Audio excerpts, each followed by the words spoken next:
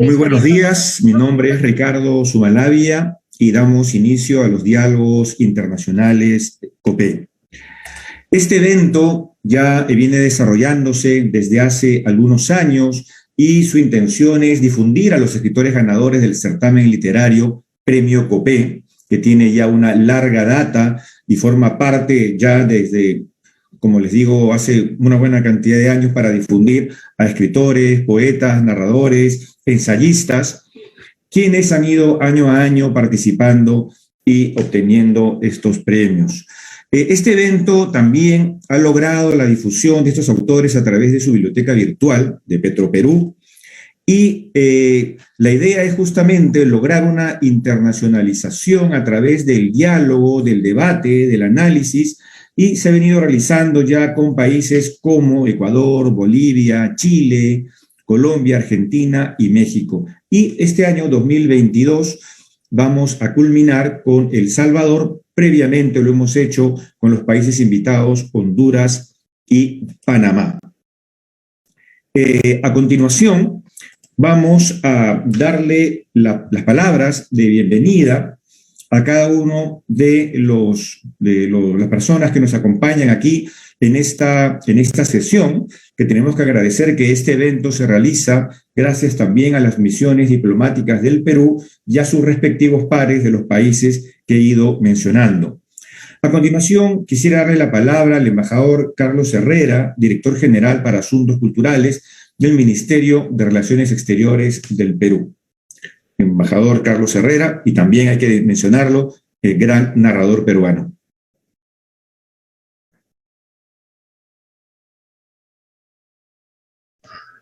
Bueno, muchas gracias, Ricardo. Un saludo especial a Fátima Tribós, nuestro embajador en El Salvador, y a todos los presentes y a todos los que han hecho posible esta nueva edición de los diálogos internacionales COPE.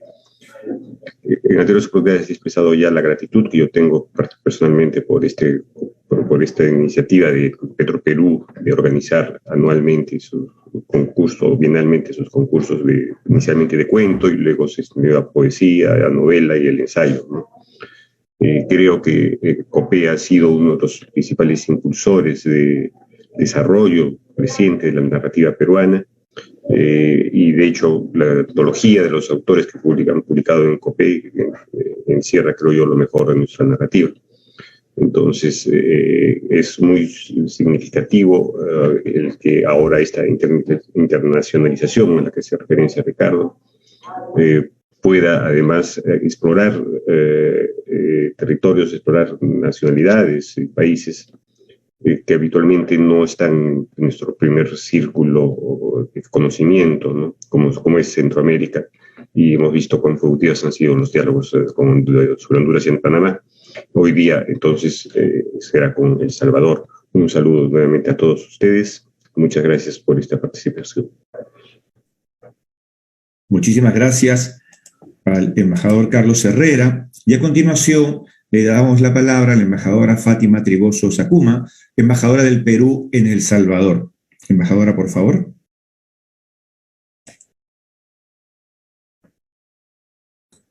Muy buenos días. Honorable señor embajador Carlos Herrera, director general para Asuntos Culturales del Ministerio de Relaciones Exteriores del Perú. Señor Ricardo Sumalavia, director adjunto del Centro de Estudios Orientales de la Pontificia Universidad Católica del Perú. Honorable señora Carla Santa Cruz Sandoval, gerente de Comunicaciones y Gestión Cultural de Petroperú. Licenciada Karen Anayeli Vázquez Arguero, coordinadora de proyectos para el desarrollo de la Secretaría de Cultura de San Salvador. Licenciado Juan José Cabero, escritor peruano, autor del libro En la Ruta de los Hombres Silentes y ganador de la Quinta Bienal de la Novela, Premio COPE 2015. Licenciada Lourdes María Rufino Reyes, docente de la Facultad de Ciencias y Humanidades de la Universidad Gerardo Barrios de El Salvador.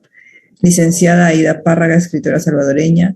Estimados todos, quisiera iniciar estas breves palabras resaltando el honor que es para mí participar en esta importante ceremonia de inauguración de los diálogos internacionales COPE, organizados por Petroperú y el Ministerio de Relaciones Exteriores del Perú.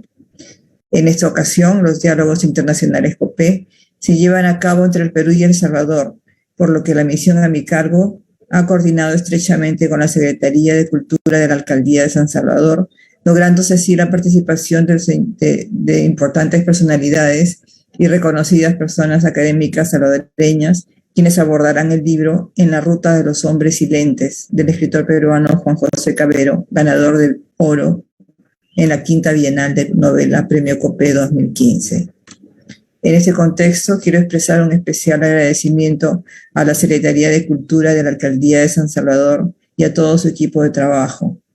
Con ellos hemos venido coordinando y trabajando en excelentes términos para la realización de diversos eventos culturales, como fue la premiación en el Palacio Nacional de El Salvador al poeta peruano Miguel Ildefonso Huanca, quien obtuvo el primer lugar en la quinta edición del Premio Hispanoamericano de Poesía de San Salvador en mayo del presente año. Este tipo de valiosas actividades, como también lo son los diálogos internacionales COPE, contribuyen al fortalecimiento de los vínculos existentes entre el Perú y El Salvador en este ámbito, así como el acercamiento a través de la cultura y la literatura de los pueblos de nuestras naciones hermanas. Por ello, también deseo expresar mi agradecimiento a Pedro Perú por su compromiso y su loable labor en la promoción de la cultura del Perú a través de la organización por 43 años consecutivos del Premio COPE, con miras a incentivar y difundir la literatura peruana, así como por la organización de los diálogos internacionales COPE, los cuales representan una importante plataforma para la promoción de destacados autores peruanos en el extranjero, tanto para los ciudadanos de otros países como para nuestros compatriotas residentes en el exterior. Estimados amigos, no quisiera terminar esta intervención sin transmitirles mi total disposición y la de la embajada a mi cargo para coadyuvar al éxito de esta relevante actividad cultural, así como de otras iniciativas que se desarrollen próximamente. Cuenten siempre con nuestro apoyo para estrechar los lazos fraternales que unen a nuestros países a través de la promoción de la literatura y la cultura. Muchas gracias. Agradecemos las palabras de la señora embajadora y a continuación cedemos la palabra a la licenciada Karen Anayeli Vázquez Alguero, coordinadora de proyectos para el desarrollo, Secretaría de Cultura de El Salvador. Señora Vázquez, por favor, le damos la palabra.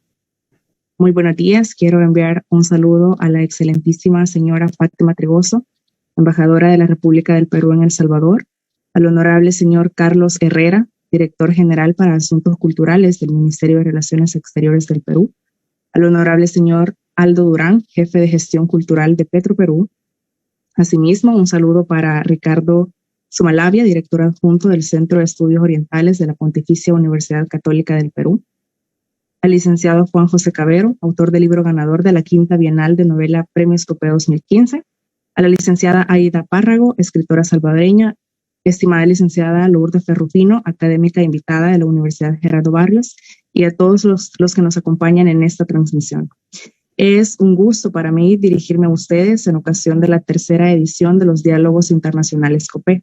En primer lugar, en nombre del secretario de Cultura de San Salvador, el licenciado César Ulises Juárez Molina, quiero expresar nuestro profundo agradecimiento a la Embajada del Perú por hacernos parte de esta iniciativa, en la que se incluyen por primera vez a los países de la región centroamericana en la organización de los diálogos COPE. Me gustaría también hacer una mención especial para el escritor Juan José Cabero, ganador de la Quinta Bienal de Novela de los Premios COPE 2015 con su obra En la Ruta de los Hombres Silentes. Muchas felicidades por tan importante logro. Asimismo, agradezco a la Universidad Gerardo Barrios y a la licenciada Ferrufino por poner a disposición su experiencia y trayectoria participando en este conversatorio, que sin lugar a dudas dejará grandes aportes a la cultura literaria. La Secretaría de Cultura de San Salvador, cuyo compromiso es acercar el arte y la cultura a la población capitalina, se complace en apoyar las iniciativas destinadas a visibilizar y fortalecer todas las formas de expresión artística, por lo que aplaudimos la labor de las autoridades peruanas por promover la creación literaria a través de los premios COPE, y nos honra formar parte de su esfuerzo por dar reconocimiento internacional a los escritores ganadores. En este sentido, nos sumamos a esta iniciativa con la total certeza de que este importante intercambio cultural permitirá fortalecer las relaciones de amistad y colaboración entre dos países hermanos, a través del trabajo de las instituciones que participamos hoy de los diálogos internacionales COPE. Muchas gracias. Muchas gracias, licenciada Vázquez. Y a continuación damos la palabra al señor Aldo Durán, jefe de gestión cultural Petroperú. Gracias. Buenos días, funcionarios del cuerpo diplomático, representantes de la Cancillería peruana en el Perú y en El Salvador. Muy buenos días de parte del Centro Cultural Petroperú. Como representantes de la entidad que organiza el Premio COPE, estamos muy satisfechos, contentos por tener el honor de tener esta mañana a tan importantes invitadas para participar en torno a la obra de Juan José Cavero, que es el Premio COPE, nuestro Premio COPE de novela que nos acompaña esta mañana. Solo para agregar lo que dijo la embajadora Fátima en torno al poeta peruano también que estuvo participando y reconocido en El Salvador, Miguel Ildefonso, también es Premio COPE de Poesía del año 2001. Así que para nosotros también nos llena de satisfacción el ver que los premios COPE, los ganadores del Premio COPE, no solamente son un referente de la literatura peruana en el país, sino también en el exterior. Cuando iniciamos la coordinación con la Cancillería peruana en torno a este evento, ideamos no solamente difundir el Premio COPE a nivel internacional, sino que estamos agradecidos por el decidido apoyo de la Cancillería peruana desde Lima y de las misiones peruanas en el exterior, por el apoyo, el interés, el entusiasmo que le dan para organizar este tipo de actividades. Hoy estamos en la tercera edición del ciclo 2022 de Diálogos Internacionales COPE. Este formato lo iniciamos en el 2020, ya van 3 años. Esta fecha es la tercera fecha de este ciclo de este año y esperamos que continuar con la Cancillería haciendo este tipo de acciones para seguir difundiendo el Premio COPE como tiene que ser. Agradecemos también a Ricardo Sumalavia porque desde el inicio él está comprometido con este programa. Él es un reconocido escritor peruano también, tiene un cargo importante en la Universidad Católica acá en Lima, y él se encarga de la moderación de estos diálogos que sin su ayuda yo creo que el alcance que ha tenido este programa no hubiese sido igual. A Juan José Cavero, Premio COPE de novela, de nuestro Premio COPE, un agradecimiento y un fraterno abrazo. Sabemos de que él está en una localidad fuera de Lima y agradecemos su tiempo también, así como el tiempo de las personalidades que nos acompañan, Aida Párraga, Lourdes Ferrufiño, que esta mañana se dan cita para dialogar en torno a la novela ganadora En la ruta de los hombres silentes. Sin más, un gran abrazo a la distancia, un saludo fraterno y empecemos ya con los diálogos internacionales COPE El Salvador el día de hoy. Muchas gracias. Muchas gracias al señor Aldo Durán. Y a continuación, como lo acaba de mencionar, y bueno, muchísimas gracias también por permitirme estar aquí. En realidad, en el caso particular de este diálogo, sí, en un doble rol, tanto como escritor, como ya se ha mencionado, director del Centro de Estudios Orientales, ya que la novela que de la cual vamos a conversar ahora, ganadora pues del Premio COPE del año 2015, bajo el nombre de En la ruta de los hombres silentes, involucra la relación de las migraciones asiáticas en el Perú. Pero antes de iniciar esta conversación, brevemente, unas cuantas palabras sobre las personas que nos acompañan. Aida Párraga ha formado parte de la Compañía Nacional de Teatro. El año 95 ganó el primer lugar en la rama ensayo del certamen centroamericano de literatura joven femenina, que se convocó por la UNESCO. En el año 96 gana el primer lugar en los Juegos Florales de San Salvador. Ese mismo año funda el grupo poético Poesía y Más. Ha producido y conducido el programa La Bohemia en Radio Izuca desde noviembre de 1996. También ha publicado en poesía Letralia, Esa mujer que ves allí, Quédate, Circo, y en el género cuento El espíritu del viento y otros cuentos, y Ellas mueren de frío. En cuanto a Lourdes María Ferrufino, ella es licenciada en letras, docente en la Universidad Gerardo Barrios, formó parte del proyecto editorial virtual Claroscuro como editora. Entre su obra literaria publicada podemos mencionar La espina etérea, como también Diluvio, y luego también aparece en múltiples antologías de poesía de mujeres salvadoreñas, como el que lleva por título Poeta Soy. Y también, por supuesto, dar algunas palabras sobre el autor que nos convoca, Juan José Cavero. Él nace en Lima en 1972, estudió en esta casa de estudios de la Universidad Católica del Perú, donde me encuentro en estos momentos en esta sesión. Hemos mencionado pues como ganador de este premio, pero también de múltiples otros premios. Realmente es uno de nuestros autores relevantes. Entre los últimos podría mencionar la novela El Océano Interior, que sucede en varios países latinoamericanos y gana la 9ª edición de premio El Barco de Vapor. Con la novela, perdón, el título es Un manantial en el desierto. Como les digo, como ha recibido múltiples premios, bueno, la lista es bastante larga, pero quisiera que vayamos directamente al diálogo, a la conversación. Para ello vamos a realizar unas cuantas rondas. Me gustaría primero tener las impresiones de nuestras invitadas, Aida Parga y Lourdes Ferrufino, y me gustaría hacerle primero la palabra a Aida. Por favor, te escuchamos. Hola, buen día. Nuevamente reitero mis agradecimientos por haberme invitado a este increíble evento. De verdad es un gran honor. Lo agradezco profundamente y me emociona. Y para no hacerlo muy largo, empecemos por las impresiones de la novela. Yo les decía hace un momentito que para mí era una novela muy importante y que me había emocionado mucho. Yo viví en China muchos años, bueno, no tantos, pero sí algunos, y para mí fue una experiencia que me cambió el mundo, me cambió mi vocabulario literario, mi conceptualización de las cosas. Y desde entonces sigo mucho estas novelas que tienen que ver con esa interacción entre Asia y Latinoamérica, porque yo siento que hay muchísimas similitudes entre nosotros y muchísima magia por descubrir de parte del latinoamericano que a veces le hemos perdido.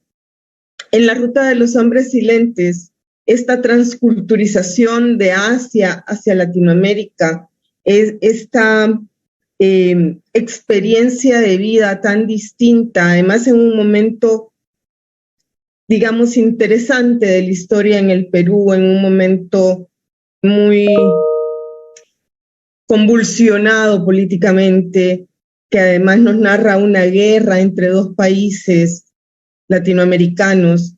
A mí me impresionó mucho, me gustó muchísimo, te atrapa, uno le empieza a leer. Bueno, recibí la novela este lunes pasado, hace una semana, martes, hace una semana más o menos, y la agarré y no la solté hasta terminarla. Creo que es un hermosísimo trabajo, me encantó, me hizo conocer también cosas del Perú que uno no conoce. Lo platicábamos con Ricardo hace unos días, estamos tan cerca, el idioma nos une tanto, y sin embargo desconocemos tantas cosas de nosotros mismos, que esta novela es un lujo. De verdad agradezco muchísimo, la disfruté muchísimo y nada, platiquemos. Perfecto, muchísimas gracias Aida por tus primeras impresiones. Y ahora, Lourdes, por favor, ¿qué nos dices en estas primeras impresiones también?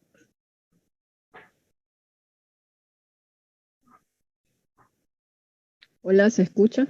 Sí. Sí.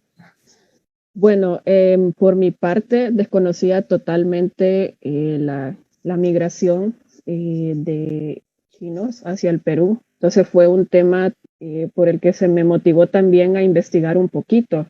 Sin embargo, puedo destacar que yo creo que aunque un lector quizá no se vaya a buscar directamente sobre este pasado de Perú, puede perfectamente identificarse con el personaje y también seguir todos los acontecimientos, las aventuras que va viviendo, también los personajes con los que se va cruzando en el camino. Y sobre todo me llamó mucho la atención, bueno, para mí la novela es heredera de la novela de La Tierra, entonces sentí como esa vibra de cómo el personaje va atravesando las selvas, va conociendo personajes muy entrañables, y particularmente también el personaje de Ana, que es un personaje muy sensual, muy perverso, que también tiene una psicología muy compleja. Entonces el protagonista sí en algún momento se plantea como una víctima, pero para mí es más un superviviente de todos los hechos, porque a su manera busca siempre a salir adelante, a construirse un futuro, Y también pues es muy entrañable la amistad que entabla con otro paisano por ahí que se van encontrando y que incluso ya para el final de la novela lo sigue buscando. Entonces esos serían como algunos de los detalles. Bueno, que creo que nos van a quedar fuera siempre varios aspectos de la novela. Me gusta mucho también cómo se abordó el tema de los sueños, que tiene mucha carga simbólica, los sueños que tiene por ahí el personaje Shilú.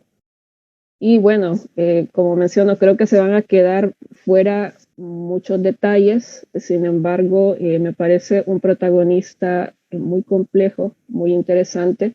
Y al final, pues, destacaría eso, ¿verdad? Muy, muy entrañable. La esperanza que comparte con Lidan, que es el otro personaje que aparece por ahí, y también la relación que llega a entablar con Ana. Muy bien, muchísimas gracias. Y también, bueno, siempre es importante tener las primeras impresiones del propio autor porque ya podemos decir que ha pasado algunos años y llega un punto en el que el escritor se convierte en el lector de su propia obra. A veces uno deja los libros y de pronto por este tipo de eventos los retoma, les echa una mirada y uno se sorprende y dice, yo he sido capaz de escribir esto, ¿qué quise decir? ¿Cómo ha sido ese reencuentro, Juan José, con tu novela? Bueno, de todas las gracias por la invitación a estos diálogos internacionales del COPE y gracias a Aida y Lourdes por sus comentarios. Sí, en realidad la novela tiene varias aristas, ¿no?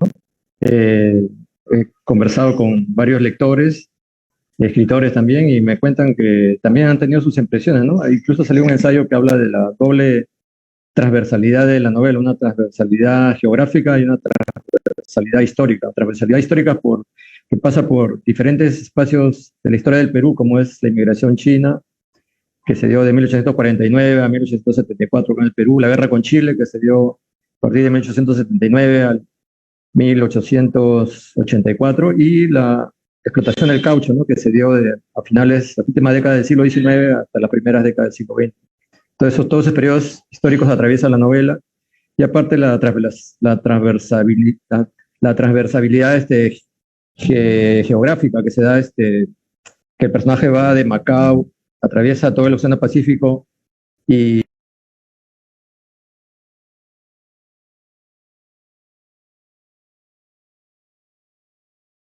huye acompaña a las tropas chilenas a la sierra, o sea, a la montaña, y de ahí escapa al monte, ¿no? A la selva, ¿no? O sea, pasa por diferentes partes geográficas, no solo del país, sino ¿no? Del viaje también que lleva por el Océano Pacífico. O sea, es una novela un poco compleja, ¿no? Va por varios escenarios, varias etapas históricas y varios espacios geográficos. Y las apreciaciones que tienen Aida y Lourdes me han parecido fascinantes, ¿no? Porque son cada lector, cada escritor tiene su propia mirada, ¿no? Es la novela vista como un artefacto poliédrico, ¿no? Que tiene varias caras, varias aristas, ¿no? Y cada uno le va dando su interpretación, ¿no? La carga simbólica de los sueños me gustó mucho en ese comentario de Lourdes. Sí, la carga simbólica de Silbu, porque parece que tuviera algo muy metido en su interior. Aparte, las alucinaciones que tiene con el opio, ¿no? El hecho de fumar, el hecho que se presenta ¿no? En la primera escena que está fumando, ¿no? Ya viejo, fumando la pipa de opio con Ana, ¿no? Ya hace como un flashback, ¿no? De su vida, hace como una remembranza de toda su vida y es en realidad la novela, ¿no? Que termina como un círculo, ¿no? Como una imagen circular de la novela que termina por donde empezó, ¿no? Y eso es lo que, a grandes rasgos, ¿no? Bueno, podría decirle de la novela. Muy bien, Juan José, muchísimas gracias. Hay varios puntos aquí que se han ido mencionando que me gustaría agarrarme de algunos de estos puntos para poder continuar con nuestra conversación. Por ejemplo, en la novela habrán notado que, tal como también se acaba de mencionar, esos dos ámbitos, ¿no? Digamos, el ámbito público, el de la historia, la trayectoria además histórica que se ha mencionado, pero también, claro, a partir de la experiencia individual, lo que le sucede en particular al protagonista, ¿no? No es una novela que se queda en mostrarnos esa experiencia histórica, sino más bien en mostrarnos más bien los matices, ¿no? Los matices humanos, y también un poco para entendernos a nosotros mismos. Hay algo que es interesante mencionar.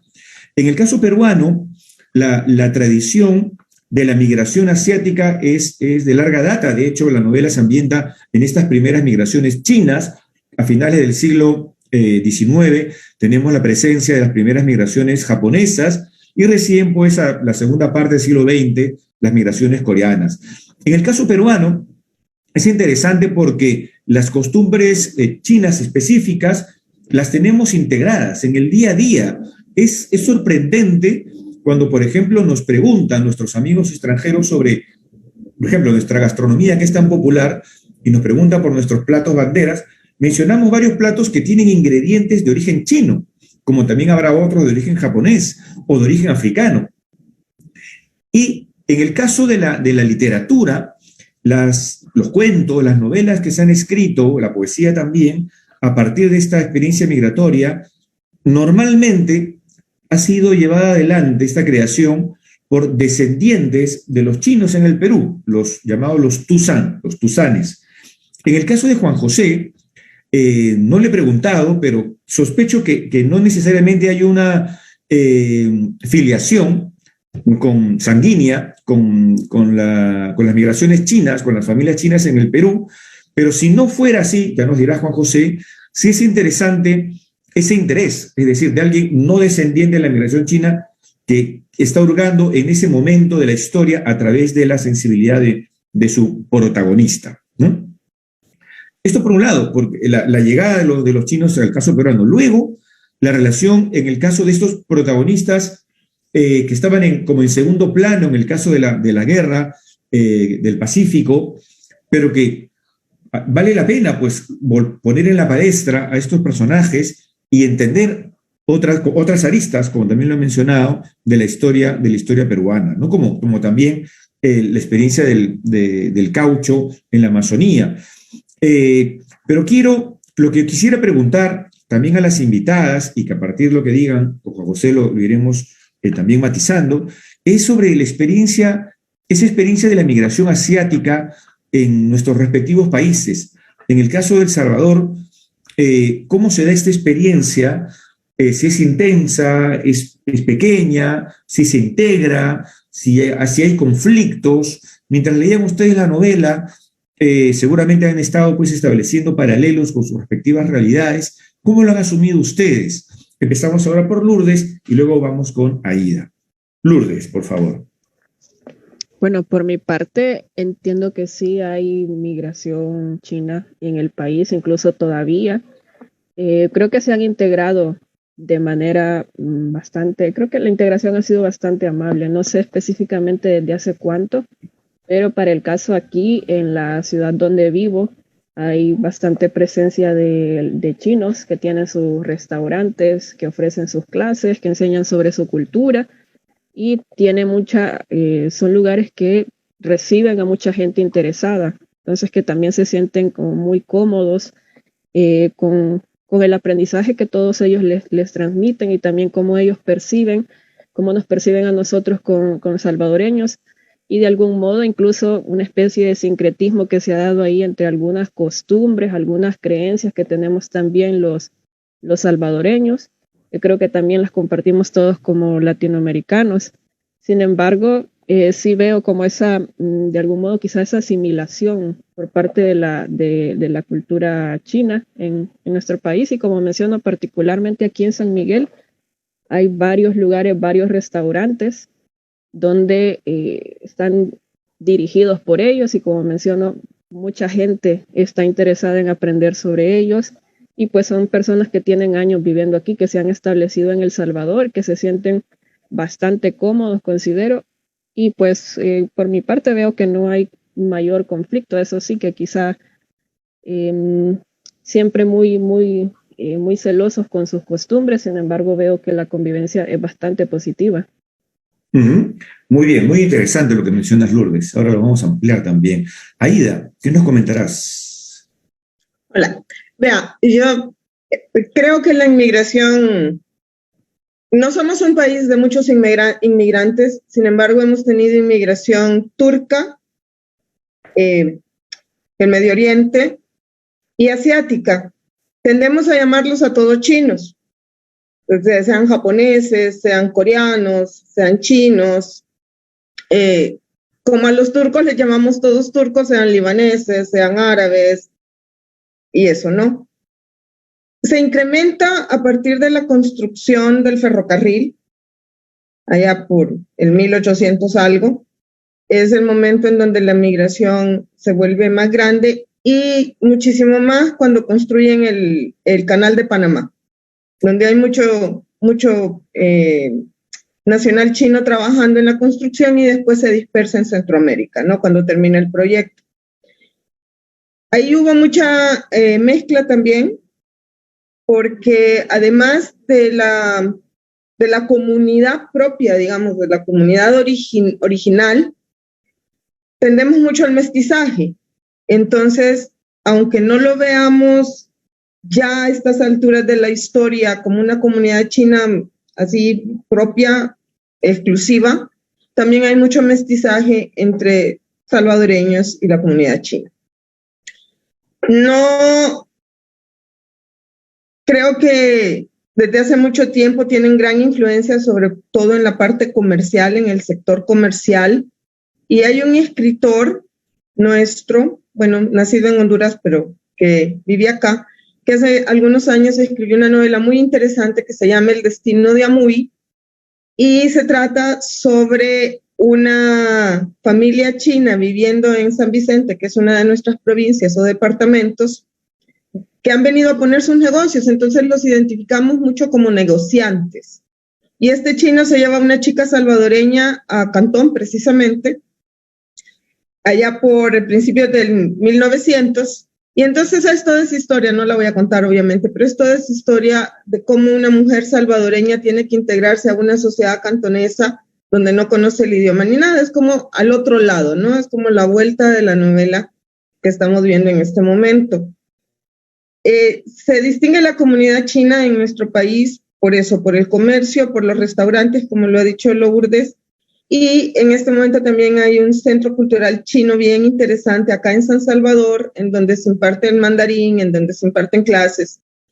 Creo que yo, habiendo vivido en China, encuentro muchísimas más coincidencias en nuestras culturas que cualquier otra cosa, ¿no? Nos parecemos mucho físicamente, nos parecemos mucho en el idioma originario. Si nosotros comparamos el mandarín con el náhuatl, que es lo que hablaban nuestras culturas originarias, vamos a encontrar muchísimas coincidencias, tanto sonoras como gramaticales.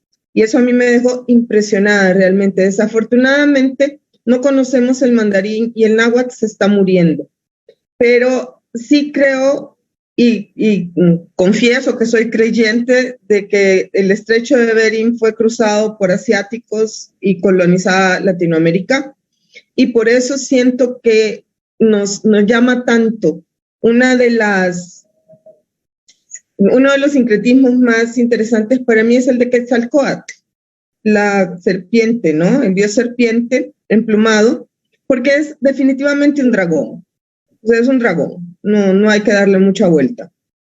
Eso nos une muchísimo. Nuestra relación de pueblos originarios con la tierra y con los elementos es muy asiática. Por lo tanto, no me sorprende el interés del latinoamericano hacia Asia y viceversa. Creo que lo llevamos genéticamente, históricamente, y lo hemos callado por mucho tiempo. Por eso novelas como En la ruta de los hombres silentes es tan importante, porque además son culturas que han apoyado grandes eventos, como te decía, la construcción del canal de Panamá, la construcción del ferrocarril en Centroamérica, el desarrollo, según lo plantea la novela, de la producción azucarera en el Perú. Y así, si te vas por cada país latinoamericano, verás la gran injerencia que estas culturas han tenido. Así que a mí es lo que me parece de este quehacer chino en El Salvador. Muy bien, muchas gracias, Aida. Juan José, ¿qué opinas de lo dicho? ¿Cómo lo confrontas y cómo fue también, extiendo la pregunta, en tu proceso creativo, tu proceso de investigación? Claro, coincido con lo que dijo Aida. Bueno, llegaron acá al Perú más de 100.000 chinos ¿cómo se llama? Como mano de obra, ¿no? Los culíes, ¿no? Llegaron para trabajar en las haciendas costeras, en el cultivo del algodón, en los ingenios azucareros, para el corte y el acopio de la caña de azúcar. Llegaron para la construcción de los ferrocarriles como mano de obra y llegaron también para ayudar en las islas guaneras, ¿no? Como operarios. En realidad, por esa época se había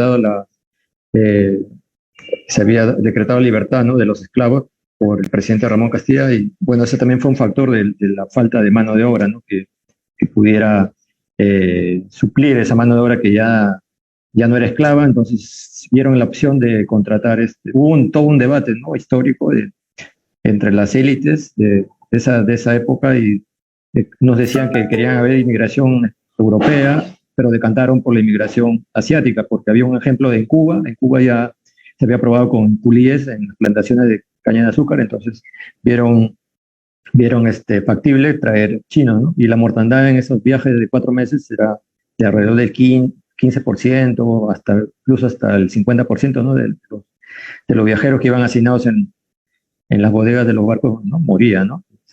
Un viaje desastroso, ¿no? Sometidos a enfermedades, ¿no? Tal como se relata, ¿no? En la novela. Y bueno, yo según lo que investigué, ¿no? Porque para hacer la novela tuve que hacer bastante investigación. Asistí a un congreso de inmigración china que hubo acá en Perú. Fueron 4 días, ¿no? Y incluso nutrí de información de historiadores chilenos que vinieron y justamente hablaban de los batallones de culíes, ¿no? Que eran liberados de las haciendas donde trabajaban como mano de obra en condiciones de semiesclavitud, y se integraban a las tropas chilenas, ¿no? Contra sus explotadores, que eran, ¿no? las élites peruanas. Y bueno, y ahí se escuchó también una parte, ¿no? De la novela. El personaje Silú se une, ¿no? a las tropas de Patricio Lynch, y forma un escuadrón de avanzada, y que se va a hostigar a las tropas de Cáceres. En realidad la construcción de la novela ha sido bien compleja por partes, ¿no? Siempre investigando, siempre avanzando. Inclusive la construcción se dio primero con el personaje Li Dan, ¿no? Y fui avanzando la novela, pero llegué a un punto en que ya no se podía avanzar con ese personaje. Entonces dije, ¿por qué no tomar el punto de vista de Silú, ¿no? Que es el más sufrido, que se queda estancado en la hacienda, sometido a las condiciones extenuantes de trabajo en el ingenio azucarero, y a no poder zafarse del contrato de trabajo, ¿no? Porque lo tiene encadenado ahí. Y entonces, bajo el punto de vista de Silú, que tenía una amplia tradición de herbolario, entonces decidí afrontar la novela, y la novela fluyó. Tanto es así que al llegar a la parte donde se escapa de la sierra, de las tropas de Cáceres, y llega al monte, y se integra a esa comunidad, y aprende el saber del chamán, del curandero de esa comunidad, y hace como aprende el uso de las plantas, ¿no? Porque él también tiene un oficio de herbolario, ¿no? Entonces todo eso va acumulando una serie de sapiencia cultural, sincretismo, y que al llegar Iquitos, a esa ciudad que es semejante a Manaos, ¿no? Que son las 2 ciudades claves en la Amazonía del siglo XIX, aplicará sus conocimientos, ¿no? Para hacer repelentes para los mosquitos, zancudos, y que venderá a los potentados, ¿no? de las grandes plantaciones de caucho, y que se verá inmerso, ¿no? en esa expedición con el judío sefardí a esa plantación por el Putumayo, donde conocerá, ¿no? El amor, ¿no? De nombre Ana, ¿no? Mujer que en realidad viene a ser un símbolo de la selva, ¿no? Indomable, y Silú viene a ser como una metáfora, ¿no? Del hombre que somete a la naturaleza, ¿no? En realidad es una cosa también alegórica, ¿no? O sea, la novela se desborda en matices, ¿no? Se desborda en aristas y en interpretaciones, ¿no?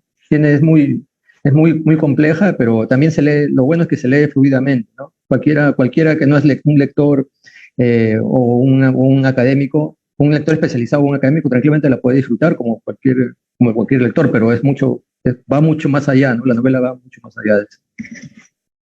Muy bien, José. Hay varias cosas que he mencionado y que me gustaría reparar en ellas. Cuando Lourdes hablaba en el caso salvadoreño de la migración, una integración amable, dijo. Me llamó la atención el adjetivo de esa integración amable, que, bueno, qué buena experiencia, pero que en el caso peruano no se dio de ese modo, y que se puede obviamente ver en la novela de Juan José Cabero. Más bien fue una integración bastante dura. Bueno, ahora a lo largo de los años pues vemos ya una convivencia amable, pero en sus orígenes no, y que la novela lo problematiza bastante bien. Es más, en estas primeras migraciones chinas que se mencionan, porque hubo varias oleadas con los personajes de Juan José, vemos algo que ya la historia también ha documentado en el caso peruano, que sí hubo un rechazo, porque ¿qué sucede? A finales del siglo XIX, de la segunda mitad del siglo XIX en adelante, se estaban desarrollando las teorías higienistas, ¿no? Y se estigmatizó al migrante chino como portador de enfermedades.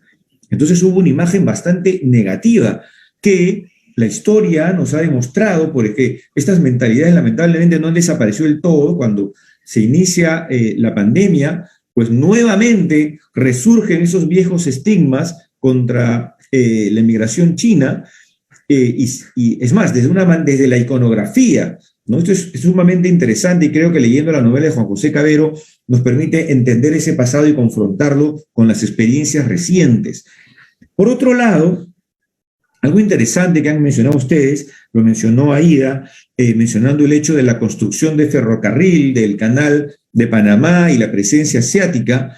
Ese es un signo muy importante que también aparece en la novela de Juan José, que nos va mostrando la importancia de la construcción de la modernidad. Los países latinoamericanos, luego de las independencias, se lanzan a un proceso de modernización, que era un proceso mundial, que incluso los propios países asiáticos también estaban en ese camino. Y la migración jugó un papel muy importante, ¿no? Para bien y para mal, en situaciones adversas a estas comunidades migrantes, pero en el caso de la migración china en el Perú, como luego, décadas después, la migración japonesa, que llegó en 1899, participan de la construcción de esa modernidad, de las distintas modernidades. Digamos, un presidente peruano dijo en algún momento: construyamos una línea de ferrocarril y les traigo la modernidad, ¿no? Es decir, los caminos, la construcción de caminos era muy importante. No era muy importante justamente porque se pensaba que así se iba a lograr que el desarrollo de las naciones. Y este personaje de Juan José Cavero son personajes que se van desplazando en distintos puntos del Perú. La geografía peruana es sumamente diversa, adversa, y en esa época todavía más.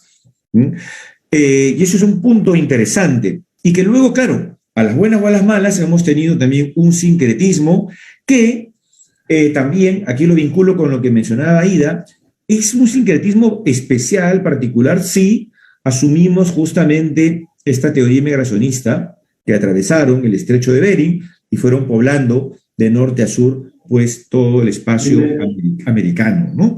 Y allí sí nos hermanaríamos a través de esta migración, y también de qué tanto seguimos compartiendo de esta cosmovisión china y cómo se confronta con la cosmovisión latinoamericana. Han estado dando casos sumamente interesantes de la presencia china y las lenguas a nivel lingüístico, ¿no? Con el náhuatl, por ejemplo.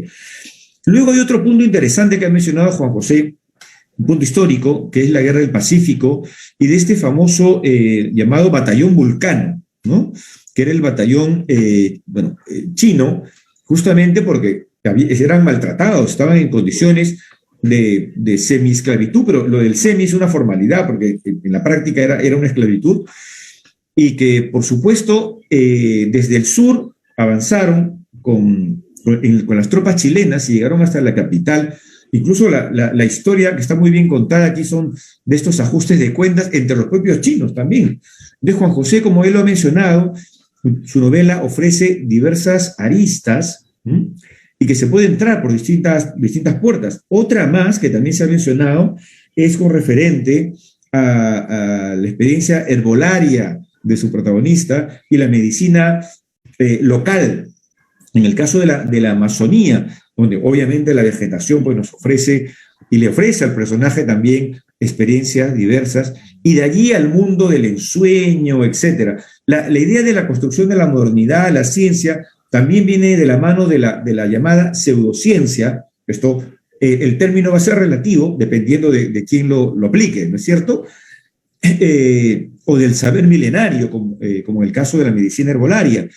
Y eso está muy, muy bien planteado, y el juego también de las pasiones, la Amazonía, nuestra Amazonía, también pues expresa allí esas imágenes de exuberancia y de pasiones, que es algo que también mueve a los personajes locales peruanos con los personajes chinos. Y realizando aquí ahora, a partir de lo que he dicho, una ronda más, ¿cómo perciben Lourdes y Aída? Y luego volvemos a Juan José. Ya lo han ido mencionando, pero me gustaría que ampliemos un poco con el tema de las pasiones, el tema de los cuerpos, ¿no? Que también hay encierro, hay tortura, pero también hay seducción, hay pasión. Durante la lectura, cómo se enfrentaron a estos personajes? Empezamos con Aída. Bien, dos cosas quizás que quería mencionar. Decía el autor Carlos, que él había ido construyendo sus personajes y había hecho una investigación previa, profunda, obvio, se nota en la novela a nivel histórico. Lo mismo de la herbolaria, o sea, uno no puede escribir un personaje que sea herbolario si no conoce de la herbolaria. Por lo tanto, cada uno de esas características han sido investigadas y se nota. Pero los dos personajes principales, Lidan, Chilú, que vienen para acá, para Latinoamérica, vienen por razones sentimentales, por razones. No hay un personaje que no, yo voy porque me estoy muriendo de hambre, porque no tengo nada, porque me persiguen, porque me matan. No, la razón de la inmigración es una razón de una huida sentimental, de una huida emocional, casi que de escapar de sí mismos para llegar a buscarse en otra parte. Y todo ese tránsito de Chilú en el Perú, con guerra, con ingenio, con lo que sea, es esa búsqueda del sí mismo. Y esa reiteración de la cicatriz que le deja el látigo en la cara, esa reiteración de ser una mueca cómico-trágica, de ser una sonrisa que da miedo, mucho puede ser la imagen del personaje de sí mismo, ¿no? Que así me veo, no me entiendo, voy en busca de. Él se adapta a lo que va conociendo, pero sin embargo sigue escondiendo su estatuilla, ¿no? De Kuwan, la esconde y la cuida, y sigue siendo él, pero se está buscando en otras selvas, se está buscando en otras hierbas, se está buscando en otras imágenes. Me parece súper interesante que entre toda esta travesía, cuando llega al poblado suizo-alemán, escondido en la selva, ni de los suizos o alemanes, no se especifica bien el origen, pero yo intuyo que son alemanes o suizos, hay un rechazo hacia él. No, pues lo ven, ahí está, no es él, ahí están los niños, están curiosos de su lenguaje, y es aceptado con muchísima mayor facilidad a integrarse en esa comunidad, en donde lo importante es que nos preocupemos porque la comunidad sobreviva, a integrarse en otras comunidades de origen latino. Eso me gustó mucho, me parece bien interesante, a pesar de que es un momento muy breve en la novela. Creo que es bien interesante porque además habla de otra migración que se comportó de manera distinta y que fue recibida de manera distinta en nuestros países. Entonces, creo que de ahí podría salir otra historia. Me gusta mucho. Y en cuanto a lo que decías de los cuerpos y de las pasiones, todo este tema de los sueños de Chilú, creo que es parte de no expresarlo físicamente. Él no se expresa abiertamente como es, y entonces es en sus sueños o en sus visiones en donde se suelta, se conoce realmente su intención, su relación con las mujeres. Hay una parte en la novela que él tiene un sueño erótico, y es cuando despierta que se da cuenta que no ha tenido contacto con una mujer, no sé, en 10 años, quizás, no sé cuántos. Y así va construyendo esa sensualidad un poco contenida, pero que te la deja ver, ¿no? Y ve la necesidad de encontrar hasta que se encuentra con Ana y empieza esa guerra entre dominar y dominación, y dominante y dominado. Muy bien, Aida, muy interesante lo que acabas de mencionar. Lourdes, ¿qué nos podrías decir? Bueno, para mí el tema del erotismo está bastante bien engarzado en la historia, porque aparecen puntos bastante específicos. Bueno, estaba recordando en este momento esas escenas donde Shilu erotizaba el arma que utilizaba para dispararle. Entonces, donde prácticamente decía que se rozaba con ella, entonces llegaba al orgasmo, entonces comparaba prácticamente ese erotismo también como con el placer de algún modo de la violencia que implicaba en todo este tramo de la aventura donde se involucra con un ejército. Entonces aparece ahí como ese componente erótico que particularmente a mí me llamó bastante la atención, que fue muy memorable. Y también pues lo que mencionaba sobre Ana, que yo coincido con Aida de que ambos personajes al principio, a pesar de todas las justificaciones que dan, detrás de su partida siempre está el tema de la pasión. Entonces, ¿qué es la pasión? La que los obliga a abandonar ese mundo ordinario que ellos conocen y empezar su viaje, ¿verdad? Y todas los acontecimientos o situaciones que irán viviendo, y el momento incluso donde se vuelven a cruzar prácticamente por última vez, ya no se vuelven a encontrar, que por eso mencionaba también que era muy entrañable la amistad de estos dos personajes, que lo busca hasta el último momento, sin éxito por supuesto, pero queda como esa sensación de cómo una amistad sincera te puede llegar a marcar, o conocer a una persona en circunstancias bastante difíciles, cómo llega también a ser parte de tu vida. Y bueno, me llamaba la atención también el análisis que nos daba el autor sobre cómo Ana podría representar a esta naturaleza indómita, esta naturaleza salvaje. Hay un sueño por ahí donde recuerdo que Ana es tomada por muchos hombres al mismo tiempo, que eso tortura al personaje y eso también lo hace mucho más complejo, que también coincido con la apreciación de Aida, que es que él no comentaba nada, le afectaba el comportamiento que tenía Ana, que se involucraba con varios hombres, estando con él ya en pareja, le afectaba su infidelidad, sin embargo, él no lo manifestaba. Entonces se reprimía todo esto y en sus sueños era donde se manifestaba que la veía siendo forzada por varios hombres al mismo tiempo. Entonces también, por eso menciono que el erotismo está tratado de forma bastante adecuada, de forma bastante interesante también. Y bueno, me gustó mucho el simbolismo de esa naturaleza indomable, que al final logra de algún modo dominarla por medio de esta sustancia que van a traer a Estados Unidos, ¿verdad? Que es lo que le enseña el otro paisano del protagonista sobre cómo la puede tener un poco más sosegada a Ana, que yo interpretaría a partir de lo que mencionaba el autor, que podría ser también siempre la explotación del hombre hacia la naturaleza y cómo encuentra los medios para tratar de imponerse siempre sobre ella. Muy bien, muchísimas gracias, Lourdes. ¿Qué opina Juan José de lo dicho por Aida y por Lourdes?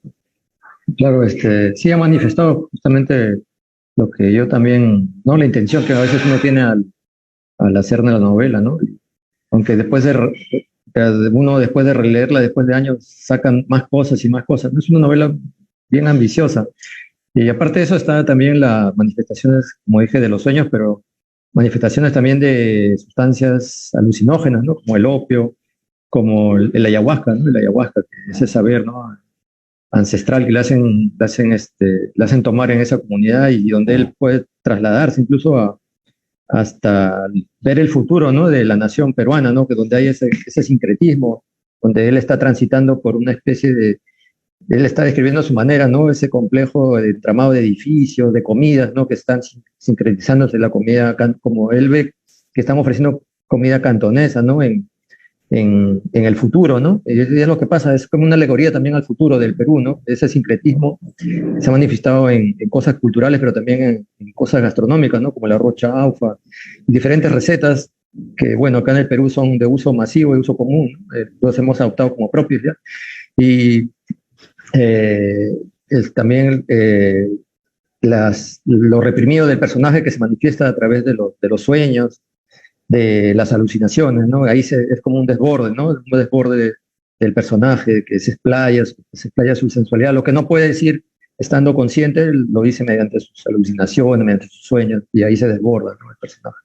Sí, es como dije antes, es una novela que cualquier lector la puede disfrutar, pero también tiene múltiples aristas y es muy compleja, ¿no? Tiene varias aristas donde uno puede agarrarse, de donde uno puede hacer incluso investigación, ensayo, ¿no? Abarca muchos niveles, pero a la vez es disfrutable, ¿no? Se puede leer de tirón y fluidamente, ¿no? Es uno como me lo han comentado varios lectores. Uh-huh. Muy bien, Juan José.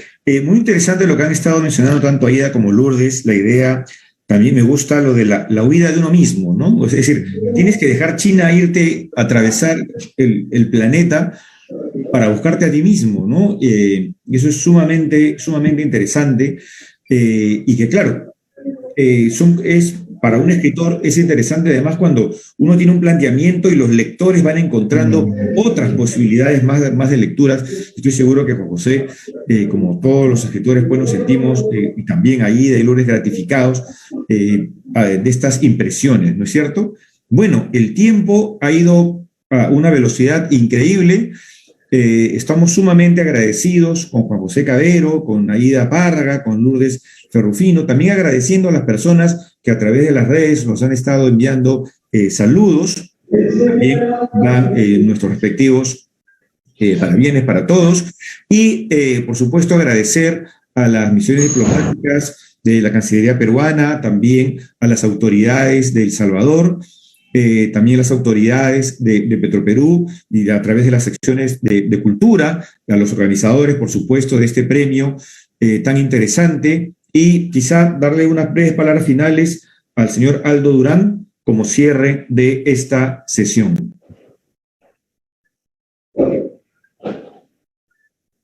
Sí, agradecerles a todos. Muchas gracias por la participación, Ricardo, y a todos los autores y autoridades que han sido parte de este ciclo Diálogos Internacionales COPE 2022. A la Cancillería, nuestro agradecimiento como siempre. Y un abrazo a la distancia nuevamente a todos los participantes. Y les invitamos a que sigan el premio COPE en las redes sociales y la web del concurso. Muchas gracias. Muchísimas gracias. Y por supuesto, pueden todos quienes nos están siguiendo también leer el libro de Juan José Cavero, como también de los otros premiados a través de la biblioteca virtual Petroperú. Pueden acceder a través de las redes a estos enlaces y disfrutar de la lectura. Bueno, por mi parte, muchísimas gracias. De esta manera terminamos estos diálogos internacionales COPE de este año 2022. Gracias al país de El Salvador y a todos los otros países que han participado de este evento. Esperemos reencontrarnos el próximo año. Muchísimas gracias. Hasta muy pronto. Gracias. Nos vemos. Hasta luego.